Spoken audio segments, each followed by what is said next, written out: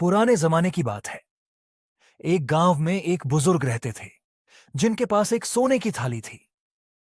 इस राज को उन्होंने किसी को कभी बताया नहीं था। इसके बारे में उनकी पत्नी ही जानती थी, जिसका कि कुछ दिन पहले देहांत हो गया था। घर में किसी को भी पता नहीं था कि इनके पास एक सोने की थाली है। जिस बुजुर्ग के पास यह थाली थी, वह अपने कमरे में एक संदूक के अंदर कपड़ों के नीचे इस थाली को छुपा कर रखते थे। किसी को कभी भी थाली के बारे में बताते नहीं थे। वह यह सोचा करते थे कि इस कीमती थाली को इस्तेमाल करने वाला वही व्यक्ति होना चाहिए जो उसके काबिल हो। वह बुजुर्ग प्रतीक्षा किया करते थे कि हमारे घर पर कोई इस थाली में खाना खाने के काबिल व्यक्ति आए, और उसे जब खाना परोसा जाए तो इस सोने की थाली में दिया जाए। एक बार उनके घर पर एक संत महात्मा पधारे, और जैसे ही संत आए और उनका आदर सत्कार किया, फिर उस बुजुर्ग को याद आया कि मेरे पास एक सोने की थाली है।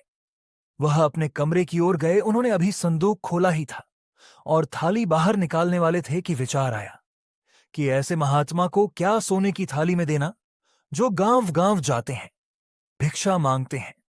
उनके लिए नहीं है यह थाली। इस विचार के साथ उन्होंने थाली को वापस संदूक के अंदर रख दिया। साधारण सी थाली में उसे महात्मा को उन्होंने खाना परोस दिया। इसी तरह कुछ दिनों के बाद वहां के बादशाह का एक सेनापति गांव में आया। यह बुजुर्ग गांव का प्रतिष्ठित व्यक्ति था, जिस कारण सेनापति को इस बुजुर्ग के घर में भोजन कराने के लिए लाया गया।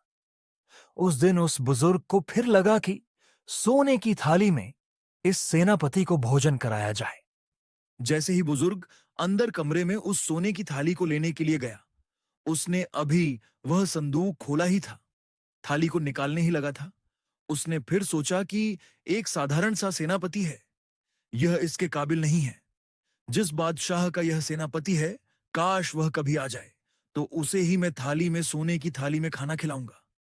सेनापति को भी साधारण से थाली में खाना खिला दिया गया। कुछ दिनों के बाद राजा भी उस गांव में पधारे।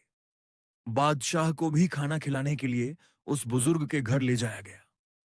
बुजुर्ग ने सोचा कि वह क्षण आ गया है जब सोने की थाली में भोजन परोसा जाए। बड़ी खुशी से अपने कमरे की ओर बढ़ा, संदूक के पास गया, थाली को बाहर निकाला। एकदम उस बुजुर्ग के मन में ख्याल आया कि हमारे राजा का तो गौरव कम हो गया है। अभी अभी तो पड़ोसी राजा से हार मिली है। हारा हुआ राजा सोने की थाली में खाना खाएगा, यह अच्छा नहीं लगेगा।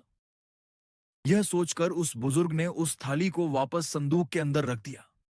राजा को भी सामान्य थाली में खाना परोसा गया, और इस घटना के कुछ समय बाद बुजुर्ग की मृत्यु हो गई। कुछ समय बीतने के बाद उसका बेटा संदूक के पास गया। संदूक को खोलकर देखने लगा कि इसमें क्या क्या है।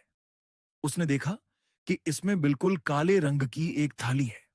इस थाली को देखकर बहुत हैरान हुआ, और उसने अपनी पत्नी को बुलाते हुए कहा कि देखो, पिताजी ने इस संदूक में क्या क्या इकट्ठा करके रखा है। यह कितनी गंदी थाली है। इस काली थाली को, गंदी थाली को पिताजी ने इस संदूक में छिपा कर रखा था। पत्नी ने भी मुंह फेर लिया और कहने लगी, क्या गंदी सी चीज मुझे दिखा रहे हो? हमारे घर में जो पालतू कुत्ता है, इस थाली में उसे खाना देना शुरू कर देते हैं। वह थाली हर रोज इस्तेमाल में लाई जाने लगी।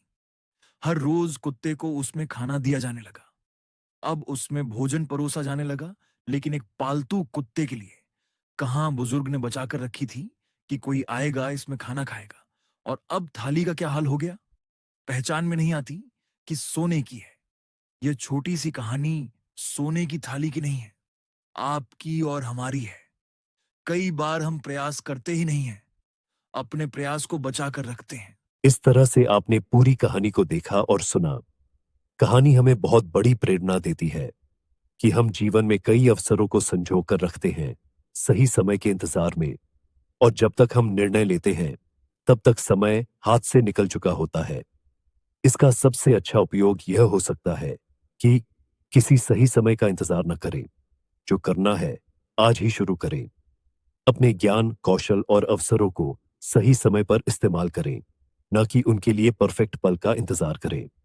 कभी कभी हम सोचते रह जाते हैं कि कौन इसके लायक है या कौन नहीं, लेकिन असल में हमें सिर्फ अपने अच्छे कार्य करने चाहिए, बिना किसी भेदभाव के। जीवन बहुत लंबा नहीं होता, लेकिन उसे जीने की कला हमें सही समय पर समझनी चाहिए।